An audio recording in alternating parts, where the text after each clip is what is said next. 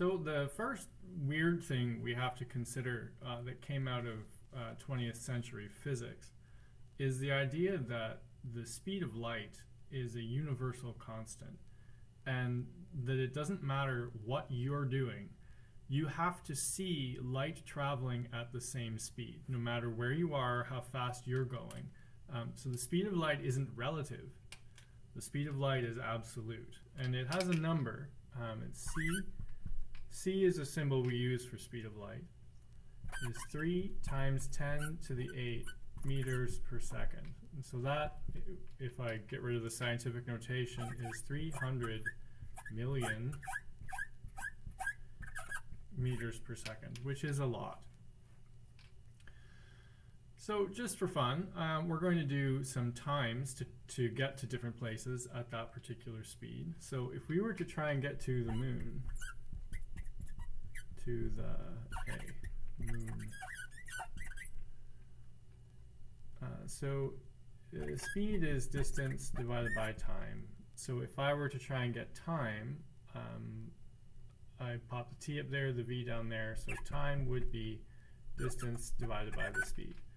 So for the moon, the time it takes to get from the moon at that speed would be the distance to the moon, 3.84, times 10 to the 8 meters,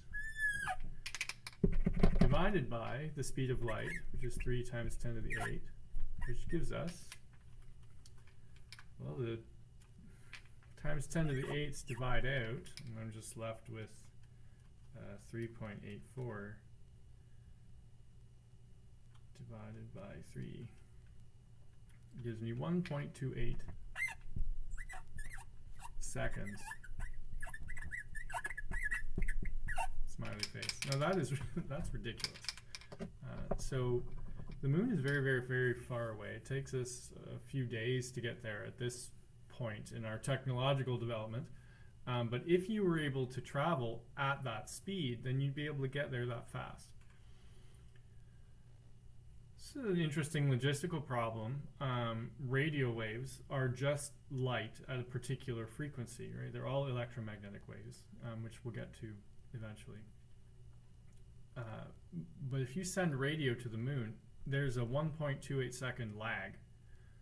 And if you're trying to get a signal there and back, then you'd have to double that time. So any operations that you send to a craft on the surface of the moon, or a crew on the surface of the moon, takes 1.25 seconds to get there, and then 1.25 seconds to get back. So that leaves you 2.5 seconds worth of lag time, and that may not seem like much, but when you're hurtling through space and you have to not hit something and you're traveling at 10 to the 5 meters per second, you go pretty far in 2.25 seconds. Okay, what are we talking about? Next one, we can maybe go to the sun. So the distance to the sun from Earth is, on average, 1.5 times 10 to the 11 meters. So if I were to calculate the time for that, 1.5 times 10 to the 11 divided by 3 times 10 to the 8 gives me 500 seconds, which is approximately, if I divide that by 60, I get 8.33 minutes.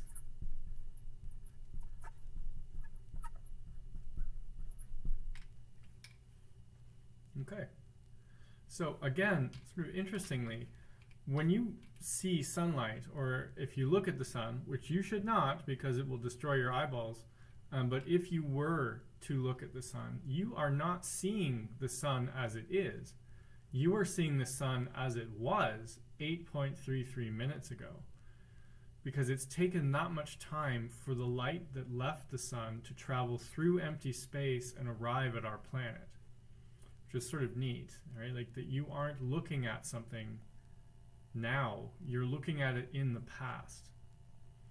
And in fact, any direction you look out into space, you are only seeing the light that has had the time to travel to you. So when you look further and further and further out into space, you are seeing the universe as it was further and further back in time. So if you want to know what the universe looked like 20 billion years ago, then you just need to go and find a point in space that is 20 billion light years away, and then that place will will still be broadcasting, if it were as it were, the image of what things looked like at that point in time, which is kind of mind-blowing if you think about it. Okay, Pluto, which used to be a planet, but let's not lament that anymore. Many Twitter characters have been spent on that particular issue. 5.9 times 10 to the 12. So that's how far Pluto is away. So 3 times 10 to the 8 meters per second. The time for that would be 19,666 seconds. I'll just round it. I'm sure you'll forgive me a rounding error on 20,000 seconds. So divide that by 60 gives me 327 minutes. Divide that by 60, I get 5.46 hours.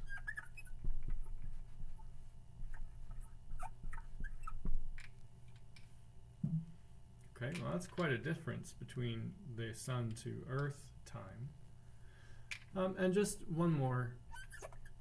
To the nearest star to us, which is called Alpha Centauri, or at least that's what we call it. Who knows what the Alpha Centaurians call it, if there are such things. Now, the distance to Alpha Centauri is 4.37 light years. So they've actually given you the time already at the speed of light. It takes 4.37 years at the speed of light to get to this place. So if I wanted to convert this into a distance in meters, like I have for everything else, I'm still using this particular equation. Distance would be speed times time. So the speed is 3 times 10 to the 8. I'm going to let that happen for 4.37 years. But I have to convert that to days, and I have to convert that to hours, and I have to convert that to minutes, and I have to convert that to seconds. So 3 times 10 to the 8 times 4.37 times 365.25 times 24 times 60 times 60 gives me 4.137. Let's just call it 4.14 times 10 to the 16. What's a few 10 to the 13 meters between friends? What is that? 10 billion. Yeah, 10 billion meters. It's fine. Okay, so you got some times here, and it raises like an interesting question about like time and your ability to perceive reality. Like for example, at some point the sun might go supernova. So if it does that sort of thing and it explodes, or let's not even be so dramatic about it, let's just say it turned off. Okay? You just stop the sun from happening. Well, you wouldn't know for a whole 8 minutes at Earth. So the sun stopped working 6 minutes ago, and I'm still sitting on the beach getting a tan, right? I have no idea that it's already happened because the information hasn't been able to propagate to my location yet. So 8.5 minutes later, everyone on Earth loses their mind because the sun has turned off. But Pluto is still hanging out there, enjoying what little sunshine it gets, and it won't know that its parent star has turned off for 5.5 hours after it happens. So, like, who's right then? When did the sun turn off? Well, Earth will say, if it actually turned off at noon, Earth would say it turned off at 12:08. And Pluto would say it turned off at like 5:25 in the afternoon. So who's correct? Well, they both are, because our perception of time is relative. Because information takes time to travel. Let that stew in your brain for a minute. And even like the worst example, right? The nearest star to us, Alpha Centauri, won't find out for 4 years and 4 months.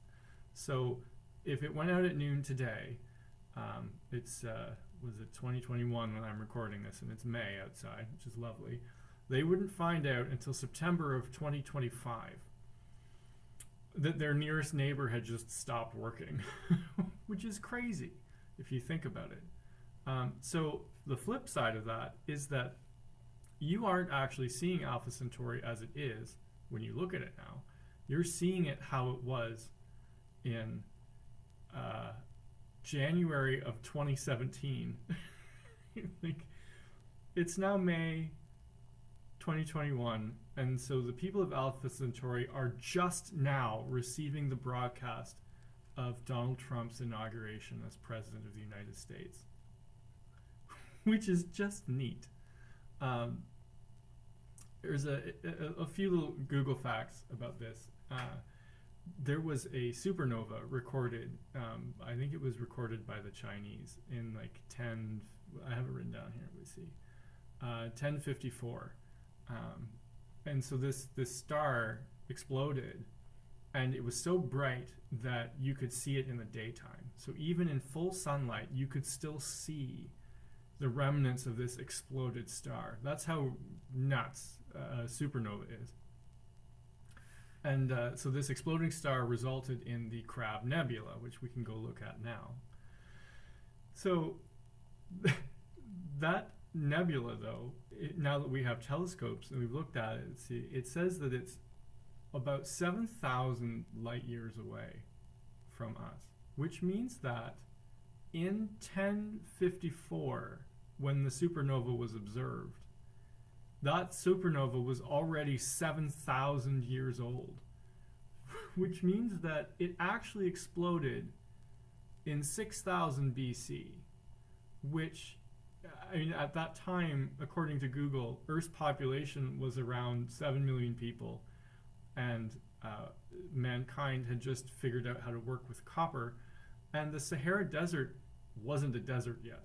So, so that, first off, that star was 7,000 light years away, and its catastrophic destruction was still bright enough to be seen midday on Earth. Well, that's crazy. 2, the fact that you are witnessing an event that happened 7,000 years ago, and you've been staring at that star thinking, what a lovely star, I wish I could go visit that someday, but it's been gone for 6,000 years. Oops. So the fact that light takes a particular amount of time to travel causes all sorts of curious little side effects.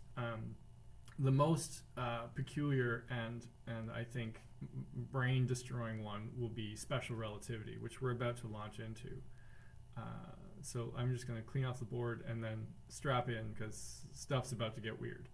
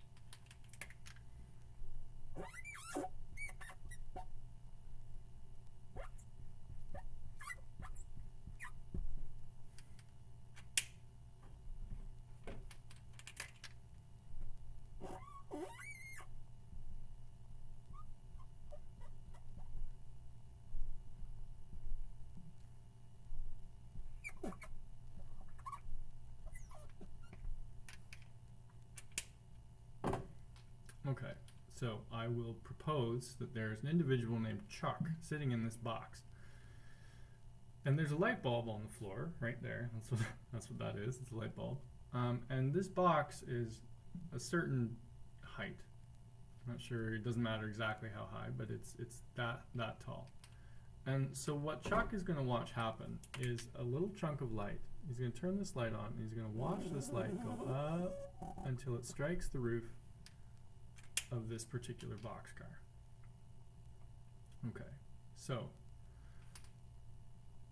this isn't terribly complicated. You've got distance is speed multiplied by time. Okay, that's just basic kinematics. Light doesn't accelerate, so I don't need to have the acceleration terms on here. The distance this beam of light has traveled is h. The speed it has traveled at is c. And the time it took to do it is just t for time. Okay, no problem. So, as far as Chuck is concerned, Chuck sees it take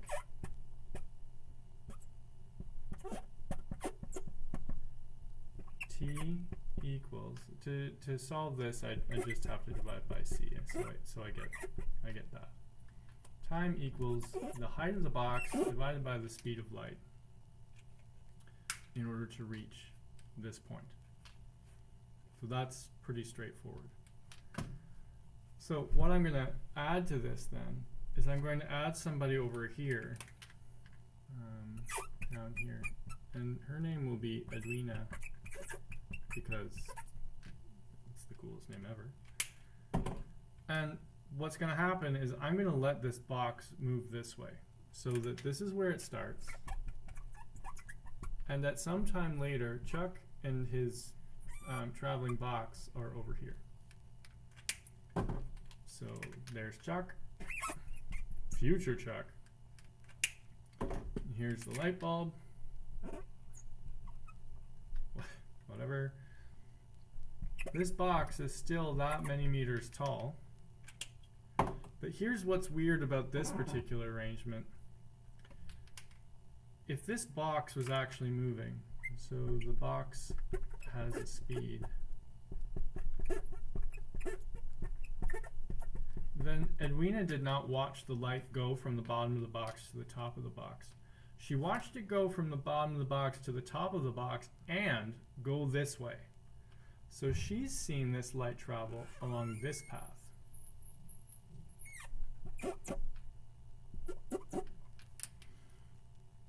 Okay. So this distance here, this is the speed of light multiplied by the time it takes to do it. And that's all we're working with, right? Distance is speed times time. This distance here is the speed of the box multiplied by the time. Keep flipping to lowercase t's. So if it was traveling at 10 meters a second, you do 10 times the time it takes to get over there, and we'd have how far those things travel.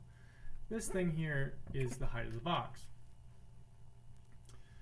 So I don't have just this relationship now. I have a right angled triangle, and that right angled triangle says that CT squared should equal this length, VT squared, plus the height of the box squared. Okay, no problem. So this height of the box, I just worked out was this, right? It should be, I don't know why I rearranged it that way. The height of the box is C multiplied by T. So if I just pop that in there, equals VT squared plus CT squared. Well, CT squared and a CT squared divide each other out, and I'm left with this.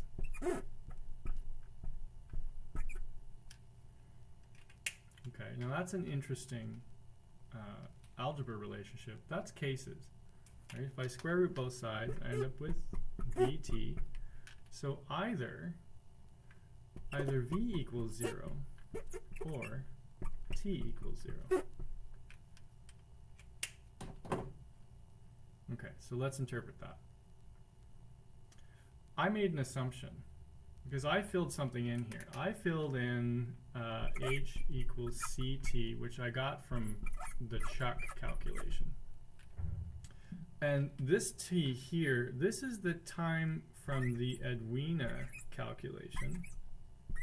And this is the time from the Chuck calculation. So when I scratched this out, I assumed, right, in this line, I assumed that the time it takes for Edwina to watch this happen equaled the time it took for Chuck to watch this happen. I mean, it should, right? Like, time is supposed to be the same for everybody.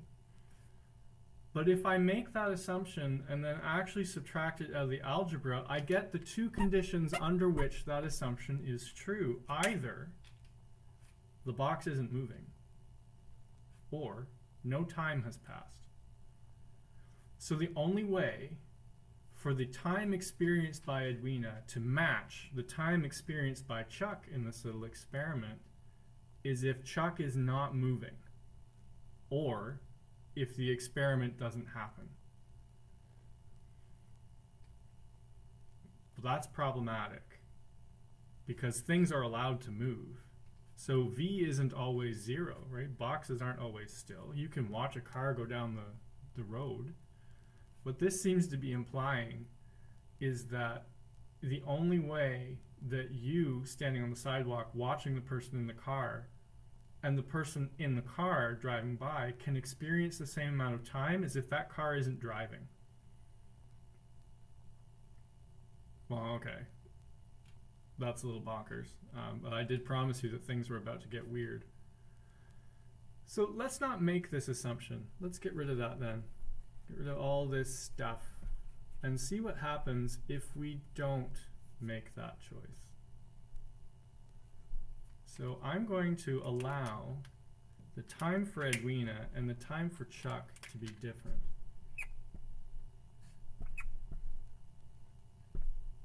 Okay, well, I have an Edwina time here and an Edwina time there, so I'm going to pull this over to that side.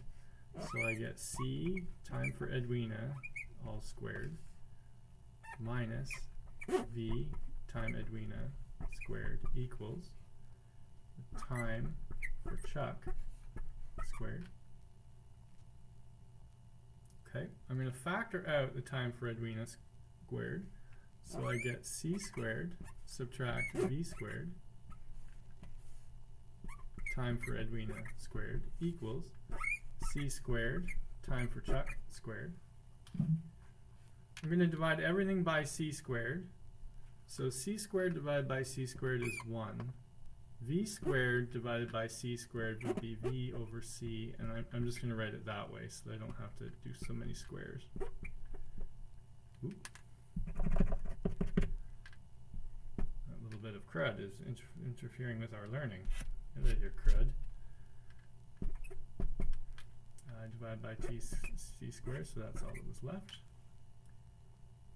Okay, now I'm gonna throw this over here. So the time Edwina is experiencing would be 1 over 1 minus v over c squared, the time that Chuck is experiencing. And since everything here is squared, I'm going to square root all this stuff. So I end up with t Edwina equals 1 over, because the square root of 1 is 1, the square root of 1 minus v over c squared t Chuck. Okay, so I've got a little relationship here. So I'm going to erase this so I can jot that down over here.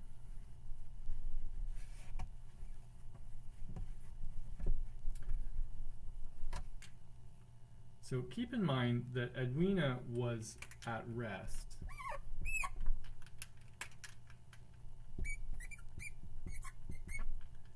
Equals some number multiplied by the time experienced by the person in motion. If that number is 1 divided by 1 subtract that person's speed divided by c squared. Okay, this thing here is called the Lorentz factor.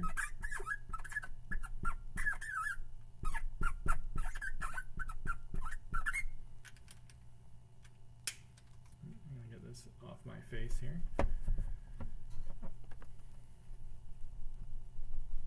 And it's going to create some interesting consequences for us.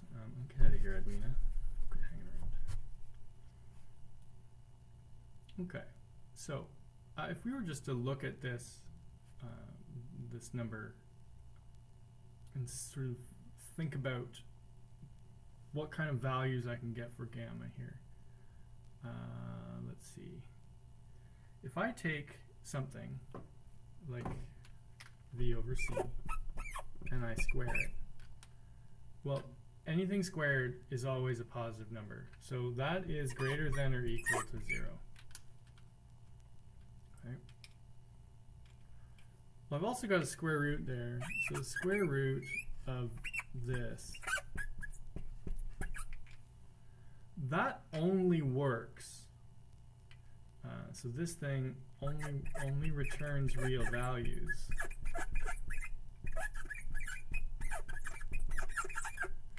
if 1 minus v over c squared is greater than or equal to 0. So if I kick this vc squared over to that side, I have 1 greater than or equal to v over c squared. Square root it, I get 1 like this, and pop the c up there, I get something like that. So here, if I rearrange this, right, square rooting 0, multiplying by c, I get v greater than or equal to 0. And here I get v is less than c. So I've spat at this thing that says that the slowest you can go is v, and the fastest you can go is the speed of light. Otherwise, this Lorentz factor returns imaginary numbers or complex numbers that require you to be able to square root a negative number. And anything that has an imaginary number in it can't manifest in the real universe. So no real object, no object that you can see or touch or taste or whatever, can go any speed outside of those numbers. Now you could throw in a negative velocity to mean to the left, but you're not truly going with negative velocity. You're going with a velocity in a negative direction. Negative velocity would be like traveling backwards through time. And that's not allowed by this particular mathematics. Even if, actually, maybe it is. If that was negative divided by positive, you'd square it, so maybe that'd be okay. Point being, you can't go faster than the speed of light. If you do, you end up with a number greater than 1 here. 1 minus that number would be negative. Square root of a negative fails. So we've got this speed limit, right? Things can't go faster than the speed of light because of this silly Chuck and Edwina diagram of a box rolling down the road. So we've had to accept two things. First off, that there is a maximum speed that anything can travel, and two, that time depends on, the amount of time you experience during an experiment depends on how quickly you're moving. So let's try a few calculations with this thing with a few different speeds, and we'll see what happens. So first off, let's go 10 times the speed of sound. So what if v is 343 meters per second? That's the speed of sound at atmospheric pressure and 20 degrees Celsius, et cetera, et cetera, et cetera. And we take that and we multiply it by 10. That's pretty fast as far as earthbound objects are concerned. So this gamma factor then, evaluated at 3,430 would be 1 over the square root of 1 minus 3.43 times 10 to the 3 over 3 times 10 to the 8 squared. I guess my 1 over didn't quite make it. Okay, so 3.43 times 10 to the 3 divided by 3 times 10 to the 8 gives me 1.143 times 10 to the negative 5.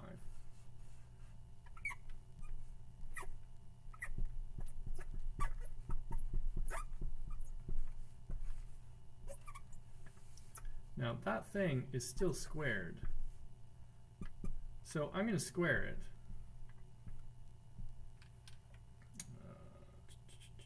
And I get 1.31 times 10 to the negative 10.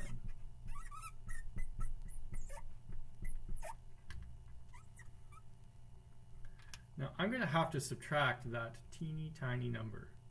That's 1 in 10 billion.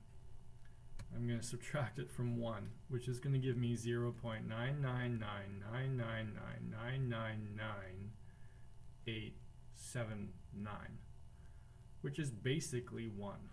Then I'm going to have to square root that, which is going to give me 0.999999 for a net answer of, let's see, 1 minus that answer equals, square root that answer equals, put that in the denominator, and you get, boom, 1. So to all the digits that this particular calculator can give me, and just out of curiosity, it'll give me 1, 2, 3, 4, 5, 6, 7, 8, 9, 10. It gives me 10 digits. Up to 10 digits of accuracy at 10 times the speed of sound, this gamma factor is still basically 1. So the amount of time experienced by a person in a jet flying at that speed compared to the speed of a person watching the jet go by is essentially the same. Okay, no problem. So this idea that time is the same for everybody is really a trick of scale. We can only go so fast. And this speed for human beings is a very, very fast speed. The only thing that goes faster than that would be things out in space. So if you're bound to the Earth, you have never gone fast enough to experience this number being anything other than 1. That doesn't mean that it's always 1. It just means that you've never experienced it. So what might seem like a ridiculous conclusion, that time could be experienced at different rates for different people based on their speed, is just an assumption you've made because you've never had the opportunity to experience traveling at a velocity like that. So let's, in the true spirit of engineering and physics, let's turn up the volume. Let's get going at something close to escape velocity for the Earth. So that's something that would be in an orbit going around the planet. Let's go 10 kilometers per second. And 10 kilometers per second is 1 times 10 to the 4 meters per second. Okay, so we're going to get this value of gamma. So I would need to do 1 minus 1 times 10 to the 4 divided by 3 times 10 to the 8. And I'd have to square that, square root that, and then do 1 over that number. So I'm going to skip some steps. I'm just going to do it. So 1 times 10 to the 4 divided by 3 times 10 to the 8 gives me 3 times 10 to the negative 5. 10 kilometers per second, 10,000. Yep, good. I'm going to square that. I get 1.1 times 10 to the negative 9. I'm going to do 1, subtract that answer. And then I'm going to square root that answer. And then I'm going to put it in the denominator. And I'm going to get 1.000000001, which is basically 1, but it is not 1. So if you're zipping around up in some high orbit around Earth, and you're traveling at 10 kilometers per second, your gamma factor is now big enough that my 10-digit display calculator can register the value. So what does that mean? Well, if you're going that fast then, and we let you go for 1 full day, so after 1 full day for the satellite,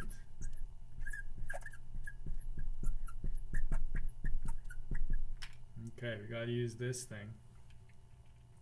So the time experienced by you watching it go by on the ground is equal to 1.000000001 multiplied by 24 hours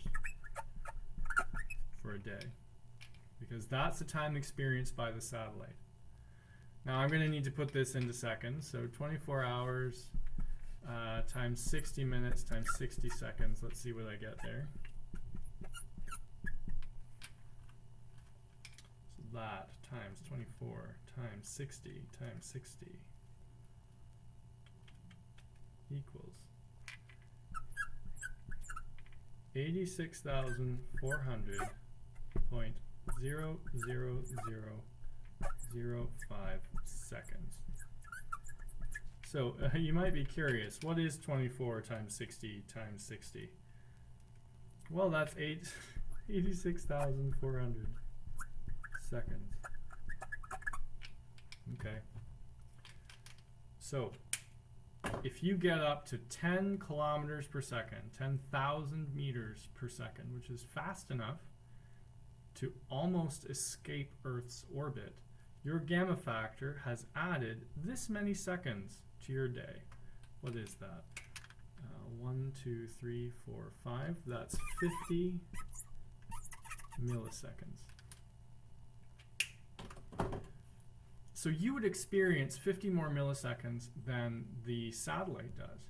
And you probably wouldn't notice that after an entire day. 50 extra milliseconds on a 24-hour period. But if you were a computer, keep in mind that computer processors run in the gigahertz range. That means that they do one operation every 10 to the negative 9 seconds. That means that they could have executed 1,000 extra operations in this extra amount of time. So they're aware of 1,000 extra calculations, right? They think fast enough that they can experience this time lag, and it's problematic for communications with satellites. You have to account for the relativistic time dilation because satellites are traveling so quickly around the Earth. In fact, that's part of how your GPS system works, is that the time lag detected between your location and the satellites up there helps to triangulate where you are on the global grid, which is also bonkers. So that's how fast are we going to have to go before you and I could notice, right? I will assume, and I promise you that I am not a computer and that you are probably not a computer either. The reason these end up so small is that in this thing, C is so big. So instead of trying to quote something in meters per second, I'm going to try quoting it in terms of percentages of the speed of light.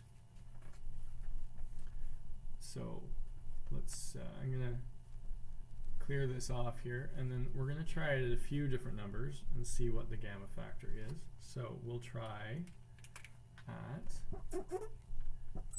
10% of the speed of light. We'll try at 60% of the speed of light. We'll try at 80% of the speed of light, and we will try at 99% of the speed of light. So if I pop that into this equation, then my gamma factor is going to be 1 over square root of 1 minus 0.1 c over c squared. Now, do you see how this quoting your speed as a percentage of the speed of light changes this little calculation? That c divides out that c, and I'm left with 1 minus 0.1 squared, like so. So that's going to be approximately equal to, let's see, 0.1 squared gives me 0.01. 1 minus that answer gives me 0.99. Square root that gives me something. Put that in the denominator, and I get 1.005. So at this speed, gamma would be 1.005. That's a 0.5% increase in the time experienced by the person at rest. Okay, so if I go up to 0.6 c, that would be a 0.6. So this would be 0.6. 0.6 squared. Subtract that from 1. Square root that. Square root that. Put it in the denominator. And it gives me 1.25.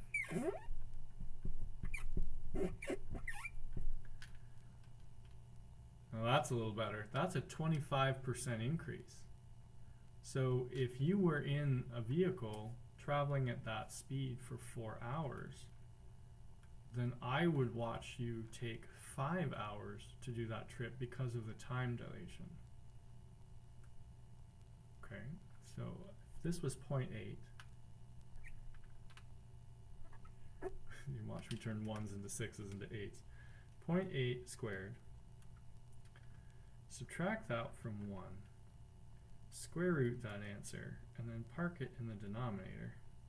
Gives you 1.67.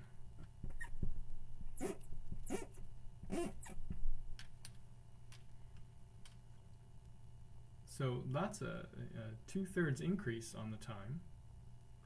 And if I go up to this bonkers one up here at 0.99,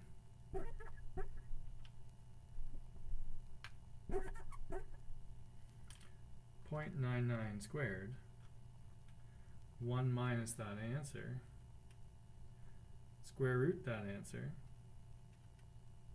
put that in the denominator, and I get a gamma factor of 7.089.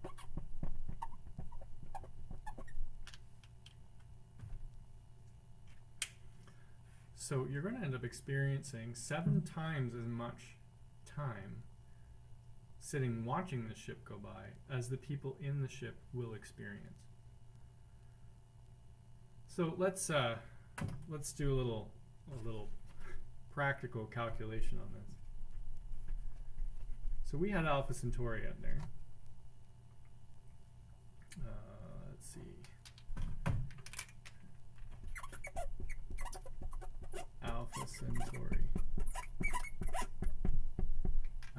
was 4.37 light years away, which in meters I calculated as being 4.14 times 10 to the 16 meters. Okay, so here's what we're going to do. We're going to put you on the Earth, and we're going to put me in a spacecraft. Look at it, it's got a rocket and everything. And we're going to go that way in order to get to Alpha Centauri, which is out here. Okay, so I'm going to go there, and I'm going to come back. So the distance I will have traveled then, my total distance, will be this times 2, which would be 8.28 times 10 to the 16. Okay, so first thing I'm going to do is I'm going to do it at 0.1 c.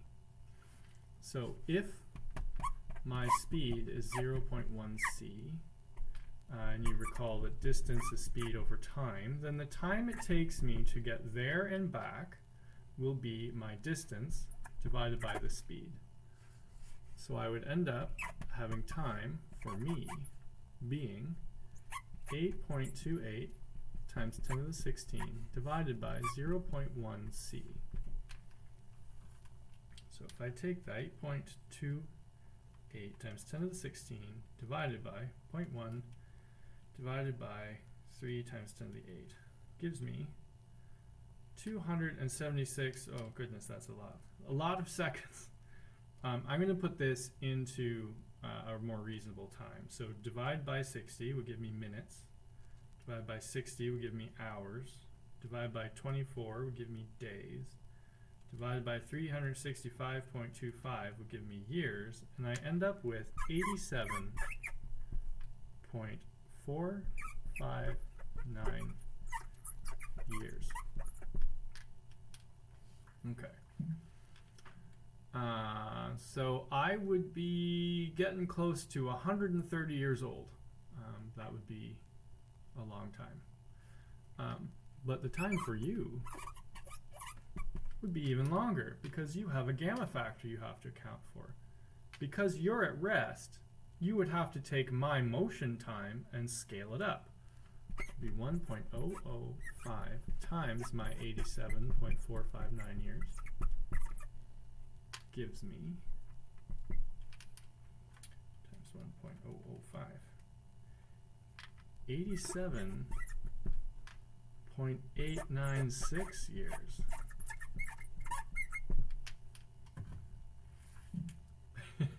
That's not much different. It's 0.2 years. What is that? 1/5 of a year is a little more than 2 months. So I would have aged, or you, sorry, would have aged 2 more months than I did. Okay, we probably wouldn't notice that. So what have I got? Time for me is 87.4 years.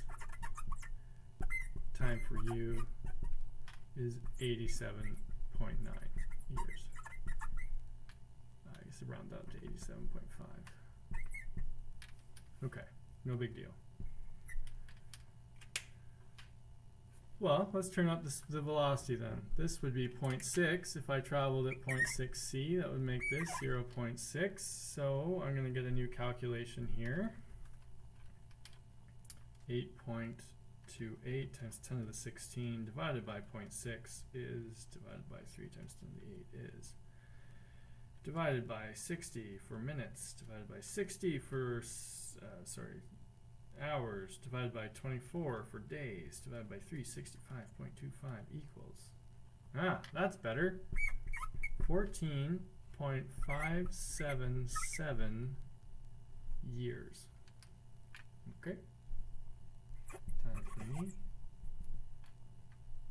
14.6 years. Now, time for you, when I pop that in, it's a new time here. But your gamma factor is a little bit bigger now, 1.25.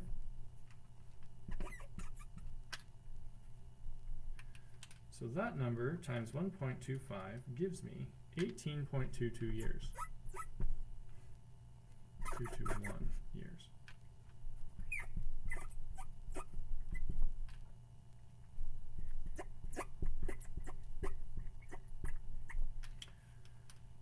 Okay, so here's where this gets a little crazy.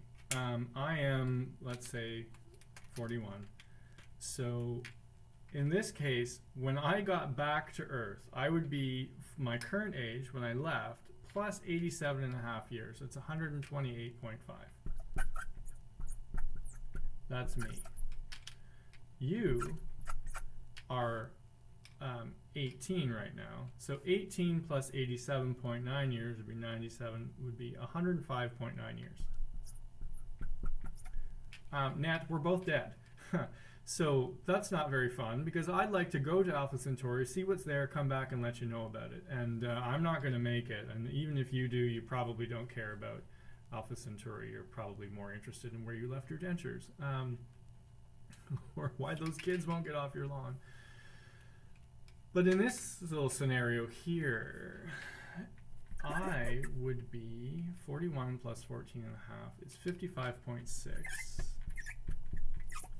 That's much better, right? I should be able to remember the details by the time I get back.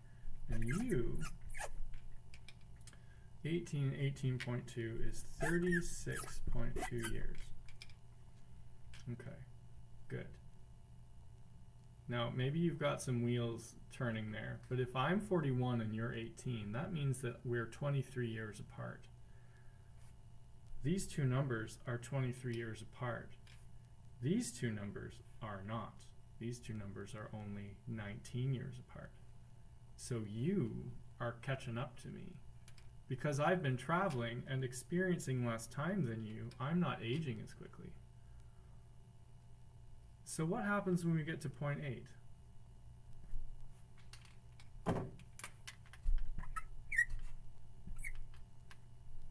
Well, it's going to be faster, which means that I'm going to get there in less time, which is good for me.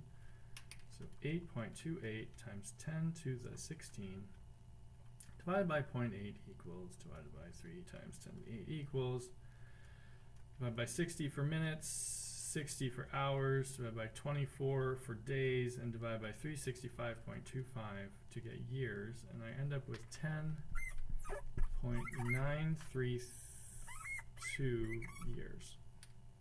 That's time for me. 10.9 years. Time for you. You've got to include this gamma factor. So that number times, I think that number is 5/3. Gives you 18.22 years.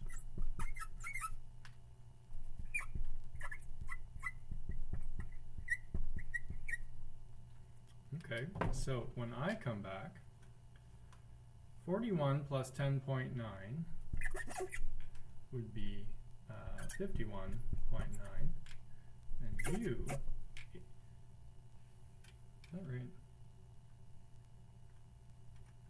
10.932 is 1.6667 is, yep, 18.2 years.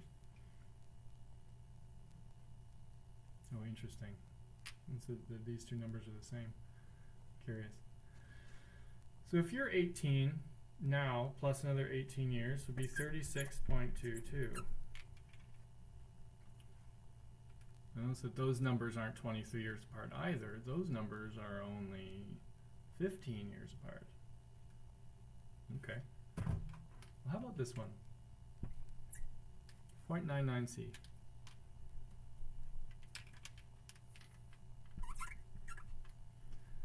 Well, getting there faster means that I get back here at a younger age, just like the last one. So let's work that out.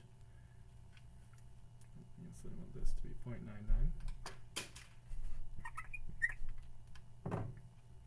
8.28 times 10 to the 16 divided by 0.99 divided by 3 times 10 to the 8 gives me, goodness, divided by 60 for minutes, divided by 60 for hours, divided by 24 for days, divided by 365.25 for years, gives me 8.834 years.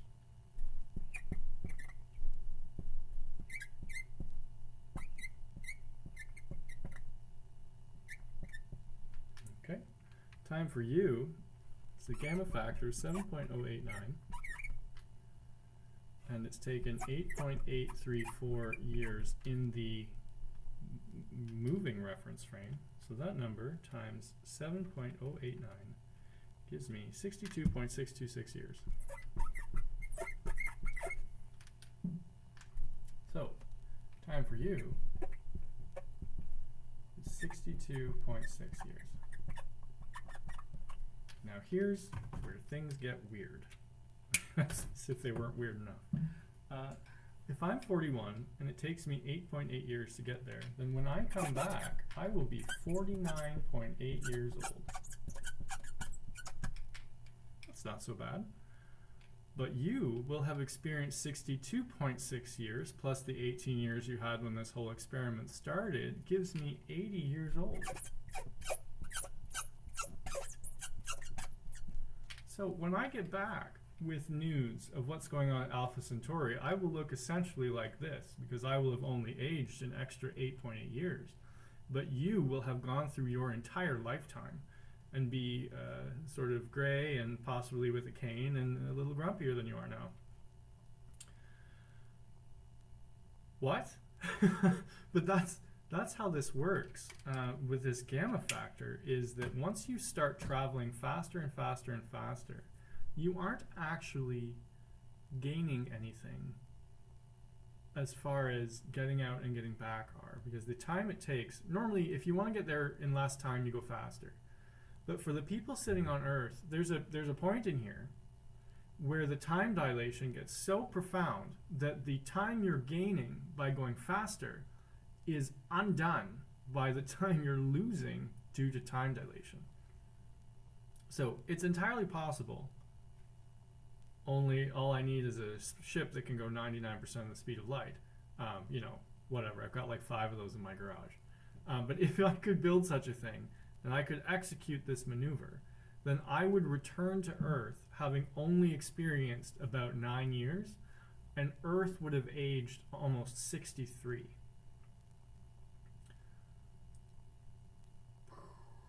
Okay, so I'm going to let you think about that. In the problem sets, there's some calculations about how long it takes to get from one place to another at the speed of light, and then it asks you to do some of these gamma calculations so you can get a sense for how the number works and what it ends up doing to your time dilation. So good luck sleeping tonight.